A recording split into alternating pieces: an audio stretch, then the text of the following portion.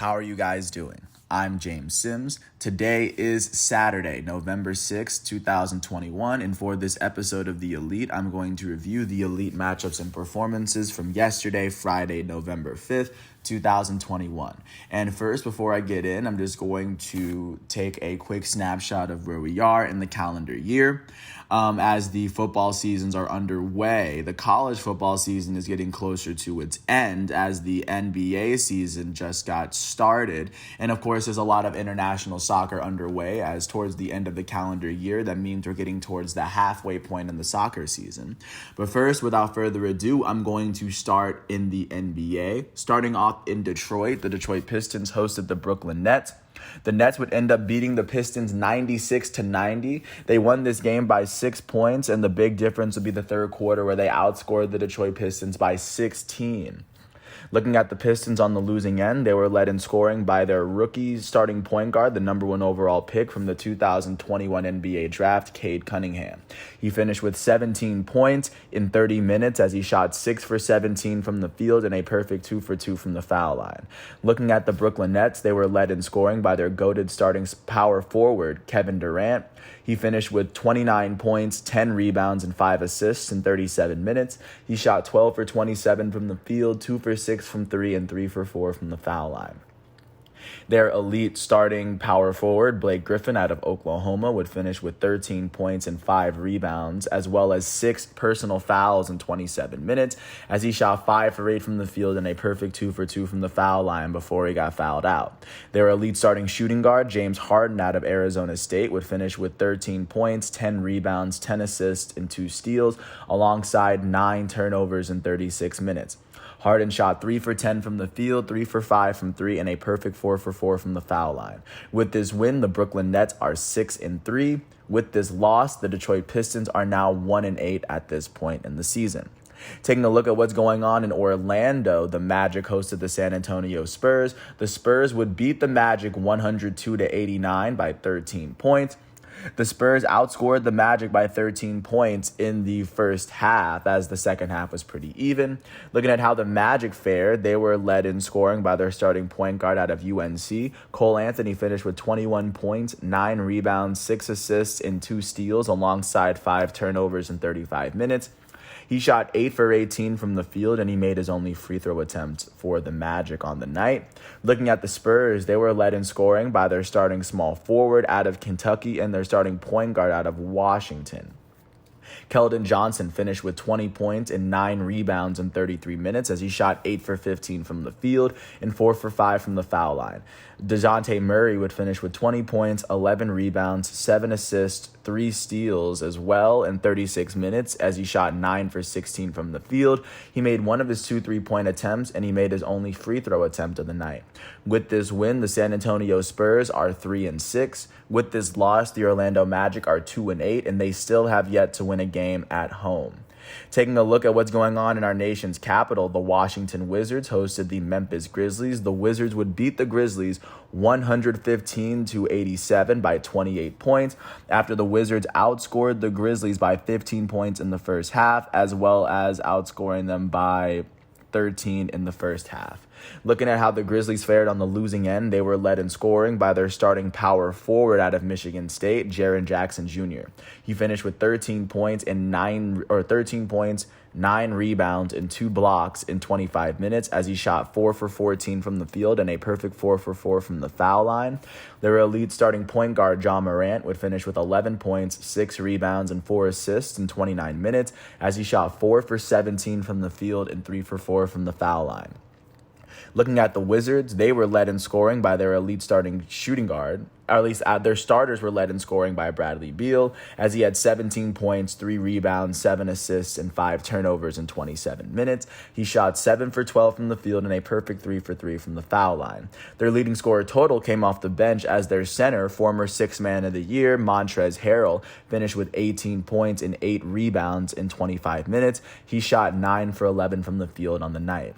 With this win, the Washington Wizards are 6-3. With this loss, the Memphis Grizzlies are 5-4 at this point of the year. Jumping up north of the U.S.-Canadian border, the Toronto Raptors hosted the Cleveland Cavaliers. The Cavaliers would end up beating the Raptors 102-101, as the Cavaliers would outscore the Cavaliers outscored the Raptors by 10 points in the second half to overcome their 9-point deficit at halftime.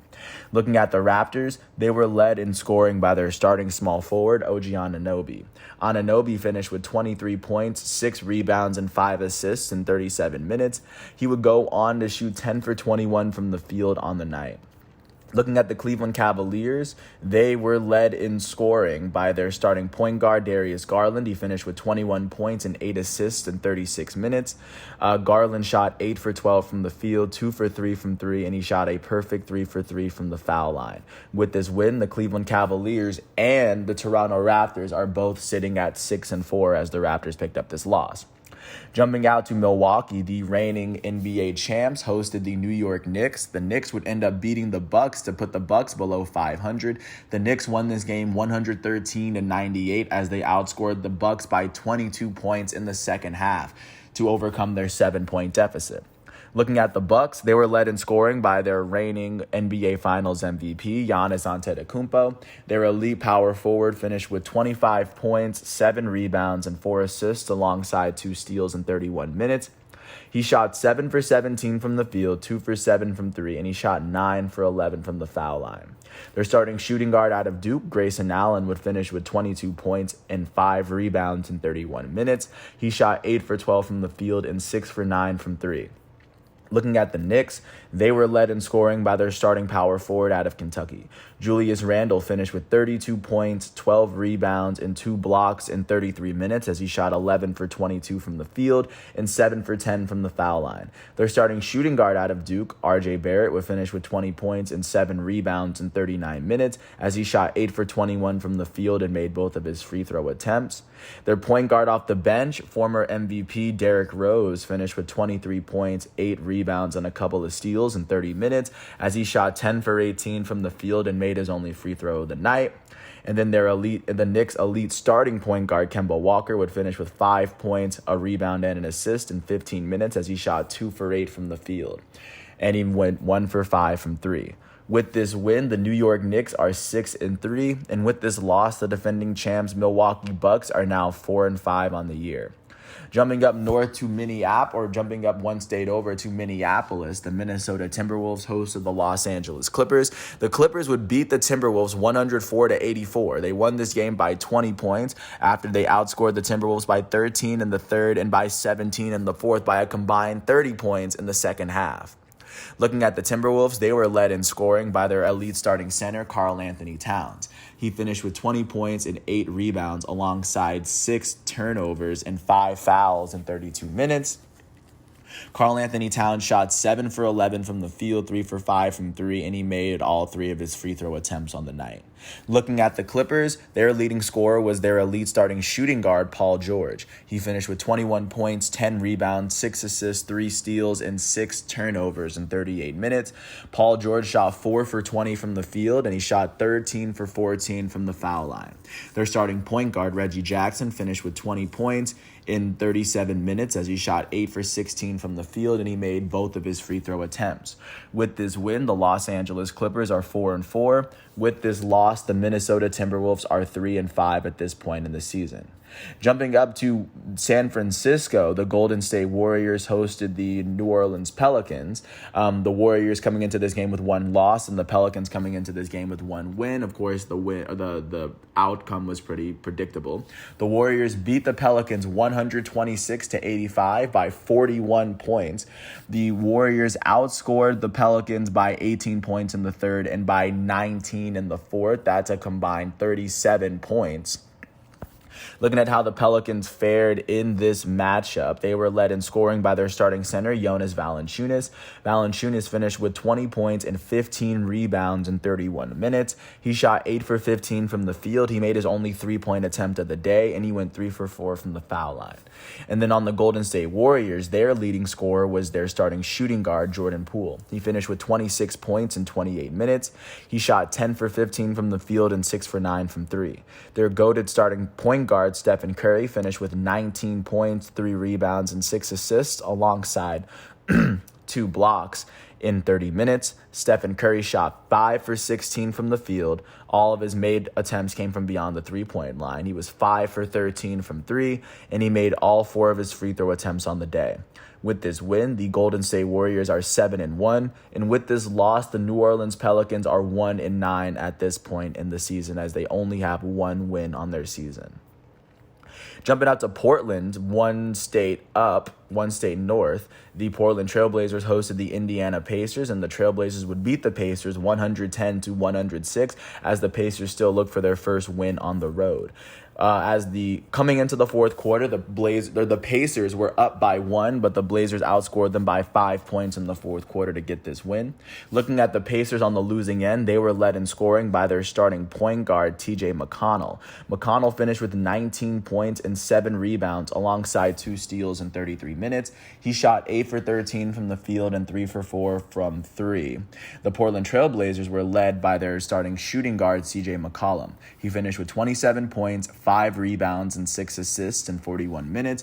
He shot 11 for 19 from the field and 5 for 9 from 3. Their starting small forward, Norman Powell, would finish with 25 points and 2 steals in 32 minutes. He shot 8 for 14 from the field, 3 for 4 from 3, and a perfect 6 for 6 from the foul line. Their elite starting point guard, Damien Lillard, finished with 4 points, 4 rebounds, and 11 assists in 38 minutes, as he shot 2 for 13 from the field on the night. With this win, the Portland Trailblazers are 4-5. They are 4-1 at home. With this loss, the Indiana Pacers are 3-7. They are 0-5 on the road, as they are still looking for their very first road win of the season. Jumping out to Sacramento, last but not least, the Sacramento Kings hosted the Charlotte Hornets. The Kings were able to beat the Hornets 140-110. They won this game by 30 after they outscored the Hornets by 19 in the first quarter and by 13 in the fourth quarter. Looking at the Hornets, they were led in scoring by their starting small forward out of Butler. Gordon Hayward finished with 25 points in 35 minutes. He shot 10 for 17 from the field, 3 for 6 from 3, and a perfect 2 for 2 from the line. Their elite starting point guard, LaMelo Ball, would finish with 24 points, 3 rebounds, and 13 assists in 31 minutes. Their second-year point guard finished shooting 9 for 14 from the field, 4 for 8 from 3, and a perfect 2 for 2 from the foul line. Looking at the Sacramento Kings, they were led in scoring by their starting center, Richaun Holmes, or at least their starters were led in scoring by Richaun Holmes. He finished with 23 points and 20 rebounds in 33 minutes, as he shot 9 for 12 from the field and 5 for 7 from the foul line. Their starting point guard out of Kentucky, De'Aaron Fox, finished with 21 points and 9 assists in 29 minutes.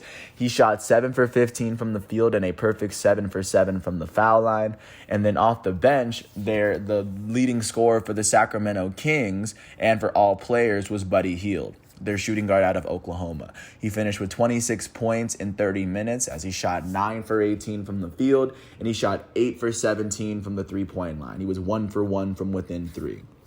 With this win, the Sacramento Kings are 5-4, and then, of course, with this loss, the Charlotte Hornets are officially 5-5 at this point in the year.